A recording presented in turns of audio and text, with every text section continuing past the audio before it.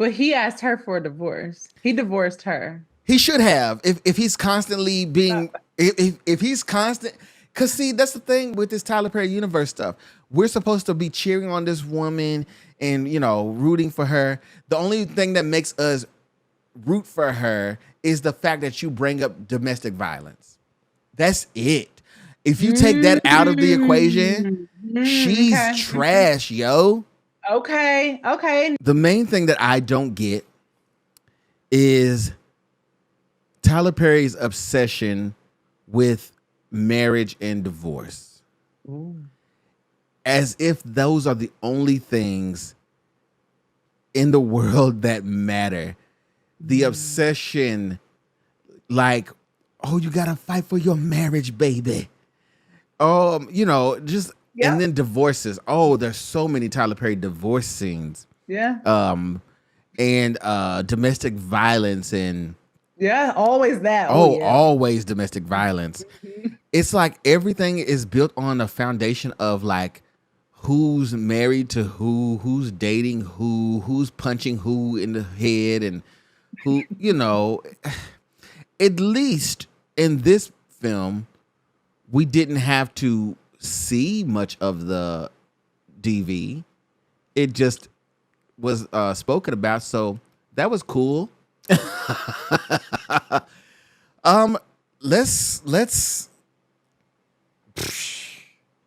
get into it. Oh, so we are going to be reviewing Tyler Perry's latest release on Amazon Prime, Diary of a No, that's not it.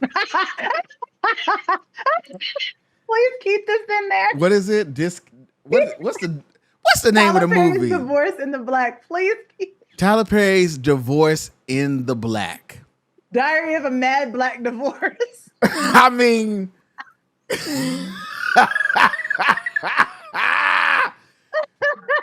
Tyler Perry's Medea gets a divorce settlement and spends it on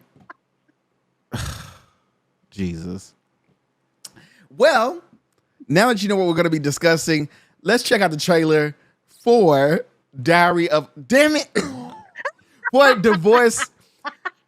for Tyler Perry's Divorce in the Black, and we'll be right back, and we will get into all the nitty-gritties of this latest release. Okay? Stop! That boy put his hands on me! I didn't realize how deep in the red I was. When this divorce is over, I want to be in the black. Honestly, I never liked the way he treated you. I always thought you were too good for him.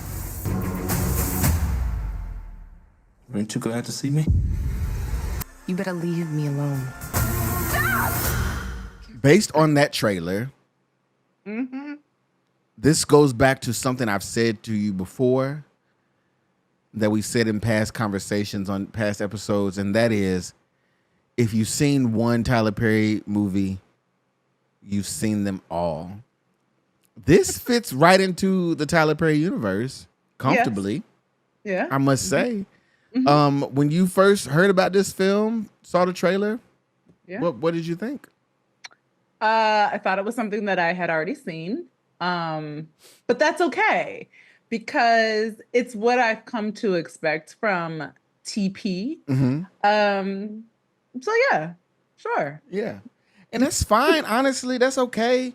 He has his audience, and as much as we are about to get on Tyler Perry's case with this review, I will say I do acknowledge the fact that at one point I greatly admired Tyler Perry. Still do very much admire what he has accomplished and all. Don't take any of that away. I just want to get down to the individual projects and just rip them apart. Okay. Why not? We may as well. So I know there's an audience for it. I know a lot of y'all like it. We may as well say up front that we did not care for it that much. I'm not about to praise this very much. But I will, well, here, let me get some gentle praise and let me know if you agree.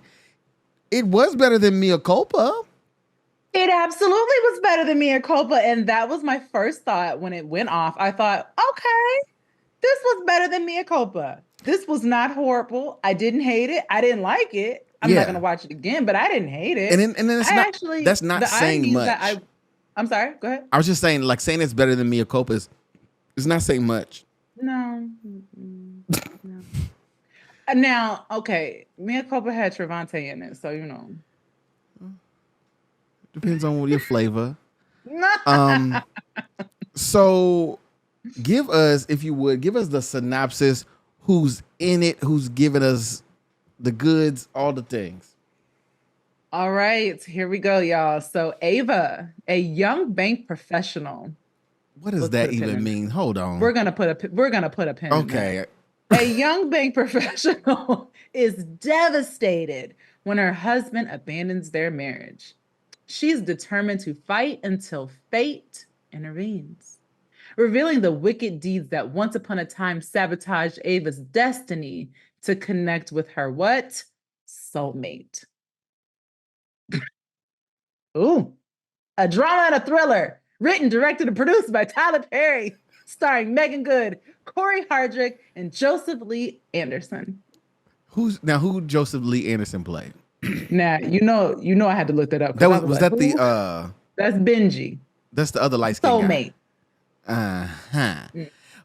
Does it give you while we're in the realm of naming roles and stuff, because come on. Tyler has a habit of, and it really depends on how you look at this, okay? Because there's two sides to the coin. He has a habit of introducing us to people that we've never seen very much of before, or giving a break to people who we've seen, and putting them on in a way, right? Yeah. Here's the thing. I think that, and we'll get to some of the other characters that are listed, but I think that Tyler Perry has a checklist of Black women that he wants to work with in Hollywood that he's always had. And he's accomplished much of that checklist. Okay. From everyone from Cicely Tyson to Whoopi Goldberg, Loretta Devine, all of the people that we as Black Americans especially know and love and are a part of our thing. He has a checklist for. The only people I don't think he has worked with are people that may have something to say or whatever, right? It's just interesting because there's two sides of that. It's great you're getting work to people who, don't get much work. But you also aren't setting up these people to work again a lot of the time. Yes. Say it. We saw in the movie in the past, Brescia Webb got to be a leading lady. She did a great job for what she had to work with, right? But we've not seen Brescia be a leading lady again since, right? She's always a side character, always. And it's like, who are you really investing into? Meagan Good's already established. Cory Hardrict he's always been around, and he's a name that Black people know. Of course, he was married to Tia Mowry for many years. And, he just kind of always been active here and there. But as far as a feature film role, this, I feel like, is his first. I could be wrong.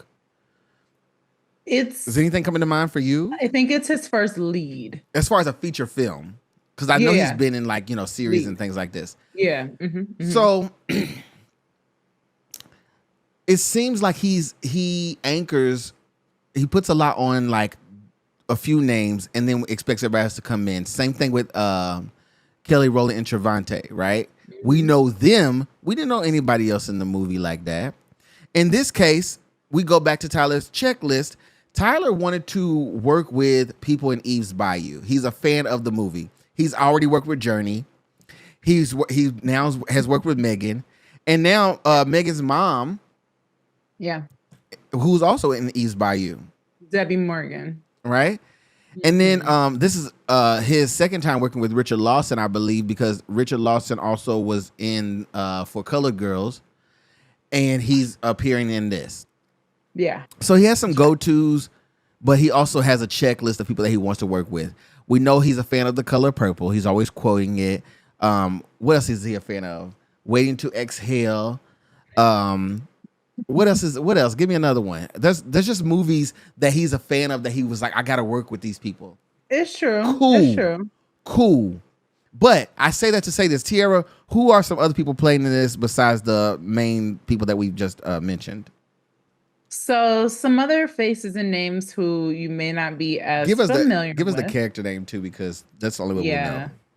We've got Taylor Polidor Williams, who was playing Rona, Ava, the main character's best friend. Mm-hmm. I thought she did a great job. I'm not familiar with her. That was my first time seeing her. I enjoyed her. Thought she did well with what she was given. You know, you gotta work with what you got. We have Shannon Willis, who played Jim, who was Rona's husband. Okay. You know, he was kind of like your standard issue Tyler Perry actor, handsome, you know, certain look. You know, he kind of gave that standard issue. We already talked about Debbie Morgan and Richard Lawson, who played Ava's parents. I'm really trying to get to characters that, you know, I don't want to say matter, but matter. I think that's it, T. Well, who? Here's the person I want to talk about the most. The mom. Yeah, is she on the list? Okay, so let me scroll. So Dallas, who is the main character's husband, who's played by Cory Hardrict. His mother is played by Ursula O. Robinson. Her name is Linda. Okay. Mm-hmm. I was trying to figure out while I was watching this opening scene, the wildest opening scene I've ever seen in a Tyler Perry universe film. Mm-hmm. I was like, who is she reminding me of? Mm-hmm. Mm-hmm. Come on. And it came to me. Mm-hmm. It said, and I said, oh, this is Eveline. This is Eveline from The Wiz. That's not what I was thinking, but yes. Oh my God. Yes. Everything. Yeah. So the opening scene, this is the thing that's taking the cake for everyone, I'm sure. In the opening scene, we start out in a church. The scene goes on for too long. Tyler Perry has a knack for staying in a scene for too long, but the scene doesn't go anywhere. It doesn't mean anything for it to be that long. But anyway, we see our main character. We see Meagan and Cory. What's the character's name? Ava and Dallas. Ava and Dallas. We see them in the church, and Richard Lawson is preaching. Okay, and we quickly realize that we're at a funeral, and there's a angry woman sitting in front, who is what's the character's name again? Linda. And Linda she's sitting there. She's pissed off. She's not having a good time. Okay. And I was like, rightfully so, because the pastor is condemning her dead son at the funeral.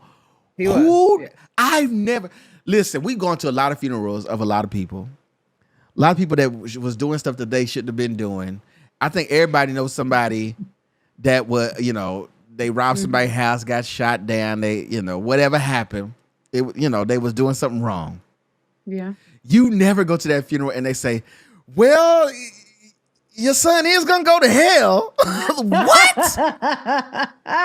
Yeah, that was the first for me. It made me cackle. It definitely made me cackle. It kind of roped me in a little bit, but also all these same Tyler Perry universe tropes were happening at the same time. So I was like, I kind of want to get in. I'm kind of interested, but I'm also like, it's the typical. It's the same old. It was wild. So as any mother of a dead child would be, Linda gets upset. And she speaks out in the middle of the church. And everything she says, everybody, That's what I mean. Typical tropes. Typical tropes, right? And the conversation was unrealistic. The argument was unrealistic. The acting was unrealistic in that circumstance because she, like I said, the character had every right to be pissed off. Like, why are we doing this here? But apparently the church decided that they were going to help pay for the funeral of the young man who died. Mm-hmm. And for some reason, they felt like this gave them the right to say whatever they want to say about the deceased. Mm-hmm. Linda wasn't having it. She stood up and she ordered her sons, and one of her sons happens to be Dallas, Cory Hardrict's character. Tells her sons, get your brother. Boys, get Cory. Meaning, get up, all of y'all, and get your dead brother up out of this church. We leaving. But then, Tiera, I couldn't even remember the rest of the movie for this. This took me out. She said, they bought that casket and they're going to try to rub it in. I'm paraphrasing. They're going to try to rub it in our face. Get your brother up out that casket and take him out of here. Not the casket. Take him out. Take him out.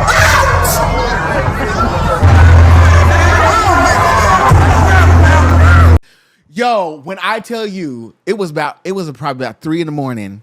and I was watching this and I was sitting up in bed screaming when they packed that body out of the church. And then what made me really flip it, I said, yo, when they show that body in the back of that truck,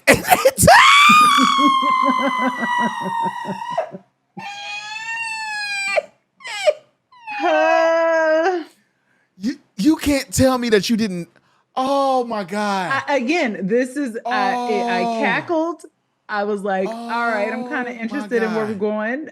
I'm also confused. I'm also like, this is typical Tyler. Y'all. Tyler. If we don't talk about nothing else, we have got to start a conversation in the comments about that scene. Oh my God, Tyler. Yeah. Unhinged. What were you thinking? Yeah, unhinged. What you've done is you've made a, maybe you do realize it. You've made just a whole scene of memes that I can't wait to exploit. This is wild. The lady, she borrowed a dress from the people at church. She didn't want nothing that they paid for on her body. She took that off, took off the dress that I thought she was taking off her clothes to fight. I did too, until the dialogue came. And I was like, oh, okay. So she stripped down to her slip and they got that body up out of there. Here's what I don't understand, and we'll get into the rest of the story. We'll fast forward quite a bit. Here's what I don't understand though with that. So that's how we start out the movie. Okay, y'all. But before we move on from that scene all the way, I just got to make this one note, and I wonder if you caught it. So they take the body back to her land, the family's land, and they're burying the body. Meagan Good's character shows up, Ava, and she's, checking on her husband, Dallas, and the brothers are there, the mom's there, they're all distraught. They're burying the body. Everyone's wife beater was crispy clean, as if they just took it out the pack. Nobody had dirt. Nobody had any type of mud. There was no sweat stains. Now, mind you, they're burying a body in the front yard. Okay. And burying it above ground, mind you. Also that. Where did they get a bulldozer from? Regular shovels, Where they get? No, they had a bulldozer right there. Did they have the bulldozer? Okay, I missed the bulldozer because I was looking at them shirts with not. But also, it's like you can't. Now, this is America we're speaking about. You can't just grab a body and bury it wherever you think you want to bury it. You cannot. No, that's not a thing. And just no police came, no investigation. And then here's also what got me. Everybody out there was drinking, like everybody had their own individual bottle of whiskey in their hand to let you know that they're bad people, that they're drunk. and that they're not in their right mind. So we're gonna put a bottle in everyone's hand, and when you speak, you talk and you point with the bottle. What are you doing here? Yeah. You know. Yeah. Yeah. Yeah. So let's fast forward a lot. Please. Okay. Because the movie was 2 hours too long. Let's get into the relationship between Ava and Dallas. Oh, yes, we're fast forwarding a lot. The scene or the relationship between Ava and Dallas is that they're a married couple who's apparently been together since they were like teenagers, because early on, Ava's trying to comfort her grieving husband, and she brings up a story about them going to the prom. So that was to let us know that they've been rocking for a long, long time. Yeah. He is a horrible husband. He is borderline abusive, like very just mean, callous, and it's not the grief. They set this up so that we understand that this is not just a grief that he's always like this because he's from a bad family. He drinks a lot. He, is a substance abuser, as we start to see.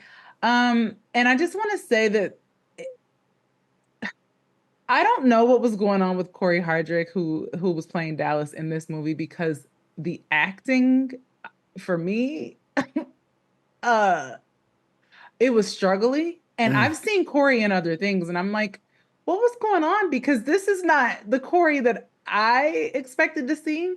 Also, the lack of chemistry between him and Meagan Good was so evident. And I was like, so y'all are trying to make us believe that they are That's a so married interesting couple? because he was just on the Breakfast Club and he was talking about their chemistry.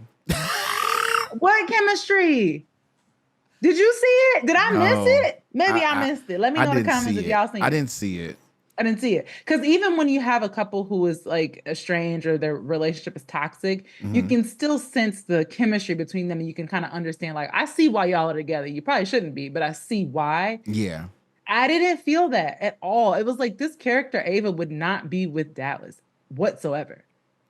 Because she didn't have to be. But in typical, Bible toting, raised by preacher, raised by a God-fearing woman, in that typical fashion, she apparently stays with him through it all.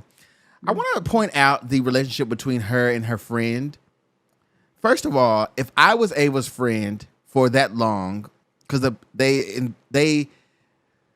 Tyler Perry doesn't let you just like be like, oh, they were friends for a long time. He has to have some dialogue that says, well, we've been friends for 13 years. Yeah, well, so we was in ninth grade, girl. Yeah, remember when you don't have to do that. You don't have to. Yeah. The character doesn't have.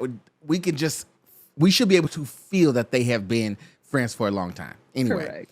But had I been friends with her for more than a year, I wouldn't be friends with her anymore. Ava is exhausting, but on the other note, her friend is also 10 kinds of crazy, because why are you writing down and keeping a pad and pen of every incident that I've told you about with my husband that you consider to be wrong or violent or whatever towards me? Why are you keeping this and also keeping it in your purse, that your purse didn't have nothing else in it, just that paper? But keeping it in your purse and keeping it with you in case I may need it one day. What if he killed me? You got 2-3 pages of information. What if he killed me on number 10? What are you writing this down for? Why are you keeping a log of this? That was wild. That was stupid. Thoughts? Again, it was typical Tyler Perry. I ain't never seen nobody. Cause I'm sorry. Go ahead. I'm sorry. No, go ahead. I'm just saying, like, if you have a domestic violence situation with your partner and you are informing your best friend about it, your best friend ain't got to write nothing down. They're gonna remember everything on the strength. And gonna remind you of it when it come up. Didn't he black your eye 2 weeks ago? Literally. Yeah. You ain't got to keep a 4-page letter. You ain't got to do it. It's crazy. I'm sorry. Go ahead. No, it's fine. I agree. It's typical Tyler. It's typical Tyler. Let's talk about the relationship between Ava and her parents. You already alluded to that a little bit with the like Bible thumping. They are heavy in the church. The father's a pastor and the mother's obviously first lady. It's a very small church. There's a small town outside of Atlanta because of And course how do we know is. it's a small town? Because they keep said it saying 1,000 times. Oh yeah, this is a small town. Small town outside of Atlanta. Small town. Okay. The parents do not like Dallas. They want Ava to be with somebody else. The someone else would be her soulmate, Benji, who we get to know throughout the storyline. But I do think it's important to note that her parents continue to try to remind her of who she was before she met or married Dallas, which I find to be kind of funny because she married him and been with him since she was like going to the prom. Yeah. So they kept saying, you are who you are before you met him. And I'm like, but is she though? Because she reminds us that she's 37. So that kind of threw me a little bit. She's had more of her life with him than without him. Correct. So, and then what also got me when they were, when she was, she went back home to get away from her husband, when they were going through the divorce or whatever. And just to kind of reset and refresh, right? It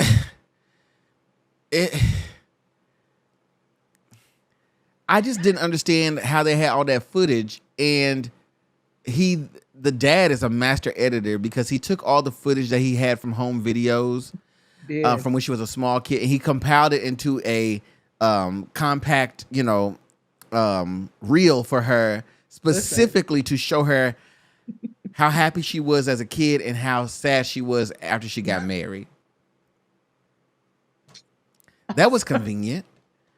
Imagine that. And then he had him on like a VHS and popped that bad boy right on in and was just like, had all the moments. It was a montage. Okay. I said, wow. He had to go in and splice that and then convert it to digital and, I said, Daddy is experienced in editing. We need to get him on the team. And he had to do that ahead of time because he had it ready to go for when she came back to the house. He was like, oh, this is my cue right here. Ready. Here's what I did not like about the parents. What's that? They really did the most. It's it's really griming to me. Now I get it because people are gonna say, well, he was abusive and they didn't like it. But at some point, your 30 plus, almost 40-year-old daughter has been married to this man a long time. At some point, you have to have some boundary and some foundation of like, respect my decision in my marriage, even though it's bad for me. You can give me advice, you can be there for me, whatever, but I've made my decision. I'm with my spouse, right? And as a Christian, you would think they should know this, right? But they spend all of their time setting up scenarios for her to end up around this other light-skinned guy. Every time. Solely. They want to hook her up with this light-skinned guy so bad. And I was like, y'all doing a little too much for me. To the point that I was like, even if the husband wasn't drinking, didn't come from a bad family, a bad background, this, that, and the other. Also, there was some talk about him having to murder his father. Yeah. Which they just glossed over like as if that wasn't a big deal. Your husband has trauma, PTSD. He needs therapy. He needs help. And you're letting him drink and taking him out to dinners where there's alcohol. It's dumb. But anyway, the parents just really started crossing the line to me when they kept trying to put this guy in her face, regardless of if her husband was around or not. Mm-hmm. Like, that's kind of wild to me. What did you think about that? Or did you like? Come on. I mean, it's again, I hate to keep saying this, but it's typical of the Tyler Perry. It's like we're used to seeing the meddling parents, the meddling elder in someone's life who's trying to push them in a certain direction. In this case, they're pushing her toward Benji. They were pushing her to cheat.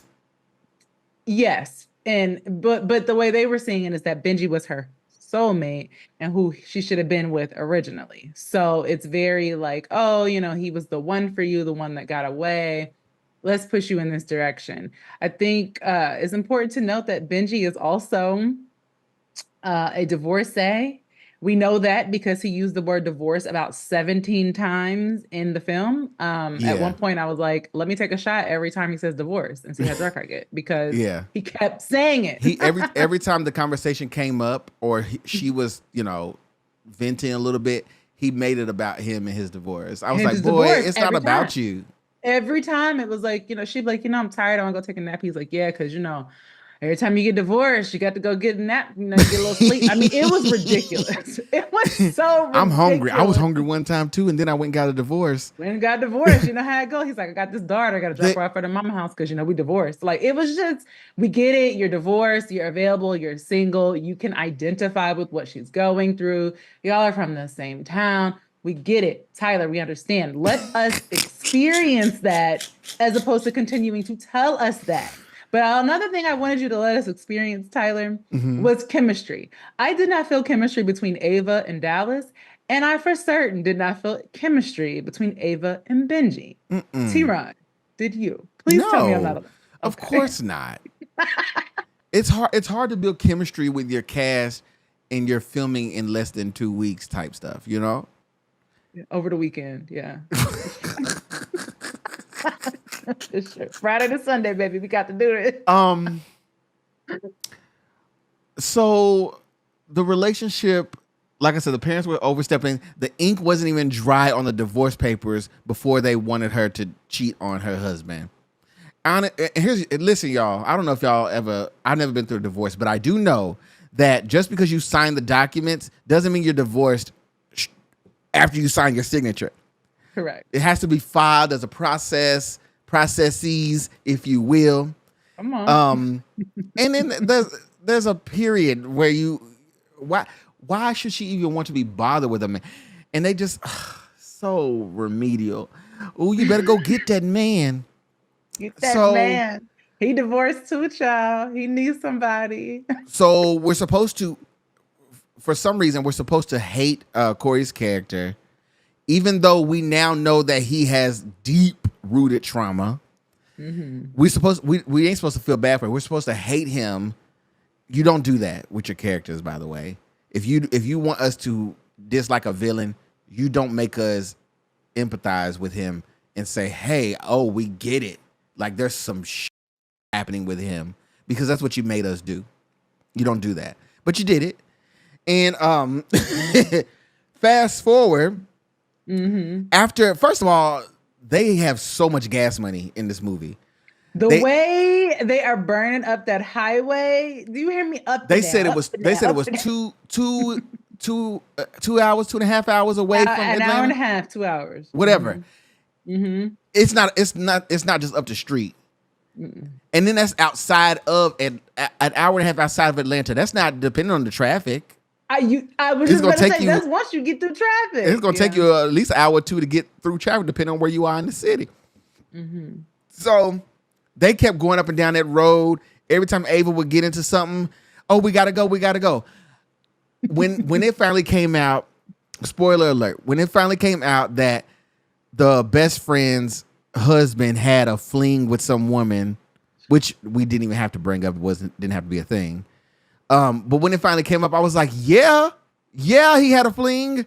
Every time Ava has something going on, you want to be up under Ava and jump up for Ava. And I'm tired of you and Ava. Every time you on the phone with Ava. Yes, he saw somebody that wasn't getting on his nerves and went for it. Well, you know what?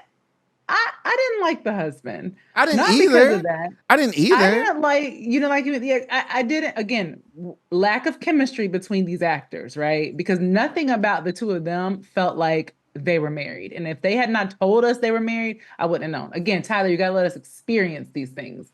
A way to do that is through chemistry.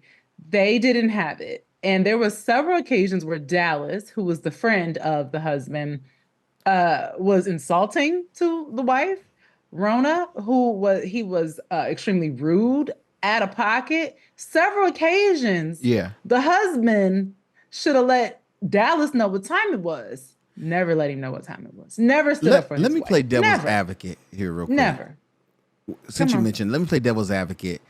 Let me pretend that the writing and storytelling on here was intentional and like stellar. If that was the case, because you have to set all it up for this to make sense. If that was the case, the husband was friends with Dallas as a result, right?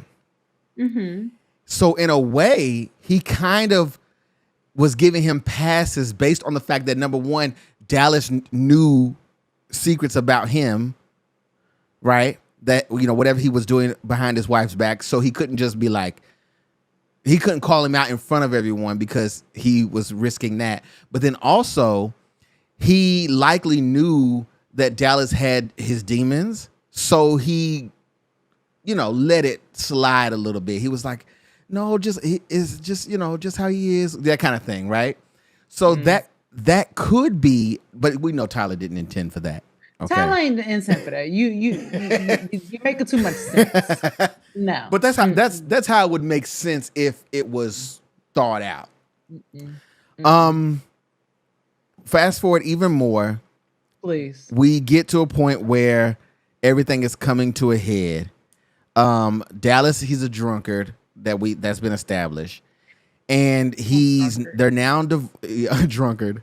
They're now divorced. Also, by the way, in case you didn't know how bad Dallas really is in this movie, like he's a horrible husband, a horrible guy. Should not be on the streets. But the real truth, like if you really want to be sure of that, is that Dallas has gold teeth on the side. So therefore, you know, okay. So I just meant to put that out there. So, so he is now divorced. He's spiraling. For some reason, I'm not sure exactly what the, you know, decision of the final divorce paper was, but for some reason, Ava, Meagan Good's character, kept asking Dallas why he was at the house. And I'm assuming that he's there because it was also his house and he don't yet have nowhere to go. So he's expected to be around for some weeks. I don't know. I don't know how y'all divorcees do it. I'm sure he didn't have an apartment or something ready to go, but you did have a place to go. But you had to be at the bank, and I just want to talk about the bank for a second. I was ready to get here. Let's go. Please. So before we get to the climax and everything, we get to him being Dallas, constantly harassing her. He's spiraling. He's showing up to places where she's at, this, that, and the other, right? Divorce fights. He shows up to her job at the bank. A job that we've never seen her do. No. Never. She had vacation time from the job, so we did learn that. At some point, the friend told her that the tellers, I guess bank tellers, needed help. So is she also a bank teller? Because if she is, she made a reference to Dallas having nothing in the divorce, so there was no reason to fight for anything from him. But one of y'all had to afford this big ass house. You know, because that was actually my favorite part of the whole movie was that house. It was beautiful. I mean, gorgeous. And it was huge. And I'm like, this is the best thing about this movie. I love this house. Gorgeous. Beautiful. But yeah, I was just, you know, there were some things that weren't lining up. The job was not specific. We knew she worked at a bank. We did not know what her role was at the bank. She dressed like she worked at the cocktail bar. So I was confused. Yeah. as to what type of banking she was doing. I was like, is this like crypto? Like what? It was the only what are you bank. doing? It was the only bank in Atlanta that didn't have any kind of security measures in They place. had zero, not one. Not even guard. old Otis. not even an old security guard on standby in front of the door. Nothing. No security measures. So Dallas rolls up to the job, confronts her, because at this point, also his family back home sending him photos of Ava out with the other guy. Benji. Yeah, I said, where were they when they were sending photos? Like they was hiding in bushes everywhere, sending him photos or whatever. Paparazzi. I can see how, from his point of view, it looks, and this is where I start to get split. Like I said, we're supposed to really hate Dallas, but y'all did play in his face quite a bit too, and y'all know he has issues. Y'all know he has demons. They constantly brought this boy around, even to the point that back in the day they said that they put him in the hospital. Yeah. Hilarious. Not hilarious. TeaRon. That Dallas and his brothers jumped old boy, put him in the hospital because he was trying to get close to Ava. So there's a long history of him being around. And then these photos being sent by the family, because from their point of view, it does look like y'all doing too much, right? So now that you're divorced, you're going on what appears to be dates. You are, getting too close to a guy real quick. And then he's not supposed to connect those, because those dots connect in his mind from his point of view. So when he shows up to the bank, he's going off on her. I was like, I get it. I get why you would be going off on her at her job.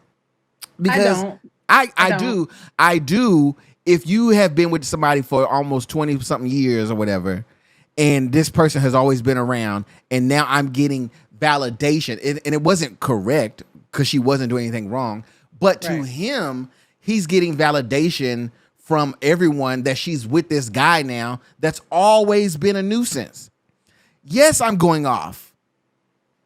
But he asked her for a divorce. He divorced her. He should have. If he's constantly being, if he's constant, because see, that's the thing with this Tyler Perry universe stuff. We're supposed to be cheering on this woman and, rooting for her. The only thing that makes us root for her is the fact that you bring up domestic violence. That's it. If you take that out of the equation, she's trash, yo. Okay. Now she it's going somewhere. She never checked her parents for putting this guy in spaces with her all the time. She never checked the dude. Even when she came out the bar and she ran into him, it should have been, oh, wait, my husband. She didn't respect her husband either. And the night where, and we glossed over this, but the night where they went to the carnival, whatever, the festival, and she ended up in the back seat of the bed of the truck with homeboy, Benji, the soulmate. And she was like, I want you to make love to me. I laughed at that part because, again, zero chemistry. And I was like, you do? But like, really? Even that part, I was like, girl, what? So now that you're saying this, you're right. The character of Ava is not likable. She's not doing anything. She's literally not providing anything. She just, is going through a DV situation. So we inevitably root for her. But now that you say it, it's like, no, you're not likable. She's not even likable to the friend. She's not even that good of a friend to her homegirl. She's not, because Ava, number one, she made everything about her. She knew of her husband's traumas. She knew, and what she told her friend was, every time he gets drunk, he reveals more and more to me. Treating this man as a case study when he needs real help. So what this says to me is that you are more curious about the things that he's not telling you. Let him get drunk, maybe he'll tell me more. So now you become what's the girl that was doing the little girl from the books? It doesn't even matter. You being a spy. You trying to Harriet the spy? Nancy Grace. No, that's Nancy Grace. is that it? I don't know. Y'all know who I'm talking about. Damn it. Nancy Drew. Nancy Drew. Nancy Grace is the Nancy lady with the Drew. hair. Nancy Drew. You try to be Nancy Drew with the situation, but really, truly, you knew that this was bad for him, and you kept it up for a long time. Even if leaving him was the solution for him to get better, you should have done that, but you were too selfish to do it. So I don't know why I'm rooting for you. The same way Tyler wanted us to root for Kelly and Mia Culpa. No, not doing it. Not doing it. Too often there are women in the Tyler Perry universe that get away with crazy stuff because of domestic violence. You put that thing on it, you put a slap on anything, don't nobody care what she did. Nobody. But Ooh, that could be studied. Ooh, I'm just saying, especially for the Tyler Perry universe. A compilation of clips of all the different scenarios where that makes sense. Because I think you're right. You're absolutely right. The only movie he barely did it in was with Sanaa Lathan, where she got her comeuppance because she, The Family That Prays? Yeah, where Rockman Dunbar popped her over the counter. And nobody felt bad about that, right? That's the only movie he kind of flipped it a little bit in and was like, no, she wrong. But everything else, come on. Anyway, we finalize this here at the end. We're just going to get right to it. Let's do it, please. For some reason, Ava and Dallas, they end up in the house together. Dallas got a gun. He's drunk. He's out of it. What you don't do in that situation, everybody, this should have been at the beginning of the movie. Do not taunt someone who has a loaded weapon with insults and doing all that. You should be trying to figure out how to calm the situation and get the fuck out. But that's not what she was trying to do to you. Oh, no. She wanted to piss him off enough for him to hit her so she could have proof for her to call the police and this, that, and the other. But self-defense. But it don't take all that. You already had the order on him, right? He already broke in the house. You should have called, but she was sitting there drinking her wine while he's breaking the glass. Oh, I see you. That's how she was drinking it like that. Oh, okay. I see you arrived. What is it this time? She was giving all kind of sass and mouth. This dude, he could have not punched you, hit you, struck you at all. He could have just straight up shot you sitting there. You wouldn't have had the opportunity to claim self-defense because you would have been dead. Outside of the Tyler Perry universe, y'all, try to figure out how to calm that situation and get out of it. Do not taunt the person with the gun. That's stupid. Dumb. Anyways, fortunately for Ava, it works out. Her dad brings her some guns and weaponry after she gets socked in the face a couple of times, choked up. Then she grabs a gun and, spoiler alert, she shoots her ex-husband at that point.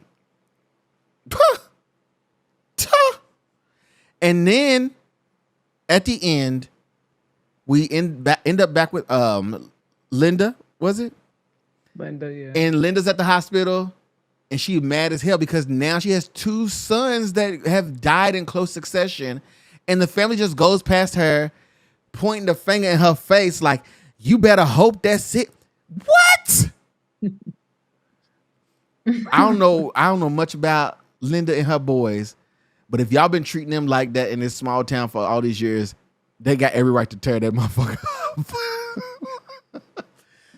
Oh, that being said, my rating for this is going to be a Kevin Hart.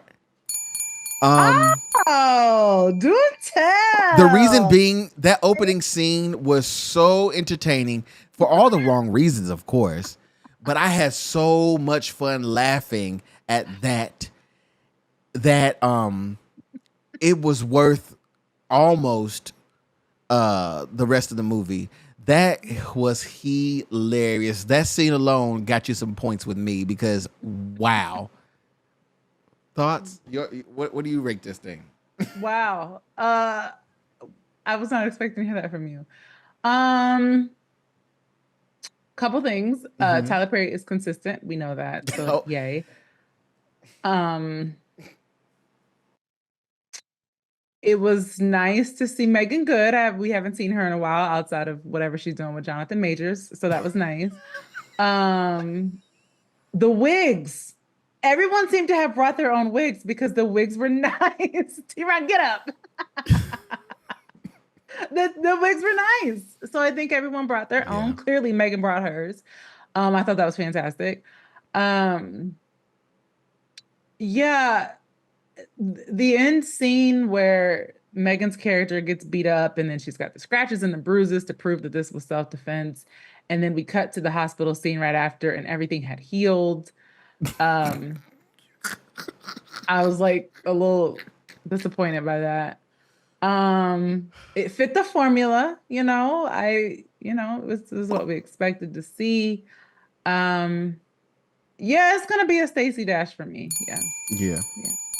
So you didn't have as much fun with the funeral scene as me. I didn't because it was that absurd. If you look at it as a comedy, it's hilarious. It was absurd. Hilarious. Yeah. But if you've been watching for this long, you know what to do. Go ahead and hit that like button, subscribe, hit that notification bell. And you can always find me on social medias at TeaRon World on Instagram, at TeaRon with 2 underscores on TikTok. And you can also find Ubiquitous Blacks all over the socials at Ubiquitous Blacks. You can also email us recommendations, informations, all the Asians at ubiquitousblacks@gmail.com.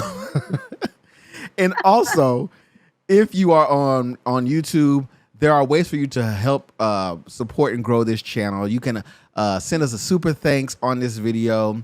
And you can also, if you are listening to this as an audio medium, you can send us a text. You don't even have to leave a comment on the YouTube. You can send us a text and let us know what you think or send a recommendation that way, et cetera, et cetera. And there's also a link there. If you scroll down, it'll say, hey, support this show. And anything that you donate to us helps us support and sow seeds into this channel so that maybe one day we can be as absurd and ridiculous as Tyler Perry and y'all won't care. Tiera, where can they find you? Wow, that was beautiful. You guys can find me on the socials as well. It's at Tiera Takes, at TIERA TAKES. Also, come see me on my YouTube channel. It is Tiera Takes. I am over there doing travel content. So stop by, check me out, say hello. And then also you can just find me on my website if that's easier. It's tieratakes.com. And as always, I'm going to echo TeaRon. Please send recommendations, suggestions, all the Asians our way. We will take those into consideration and watch those and then tell y'all all about it. So send some stuff our way and yeah, support the show. We appreciate you in advance. And let us know what you thought of this movie. Yeah. Please, I got to know. Yeah. And if anything, just watch the funeral scene. Oh, because that starts straight away. Mm-hmm. Yeah, just watch that and turn it off. Thanks, Tyler. Hope you enjoyed the review. See y'all next week. Bye.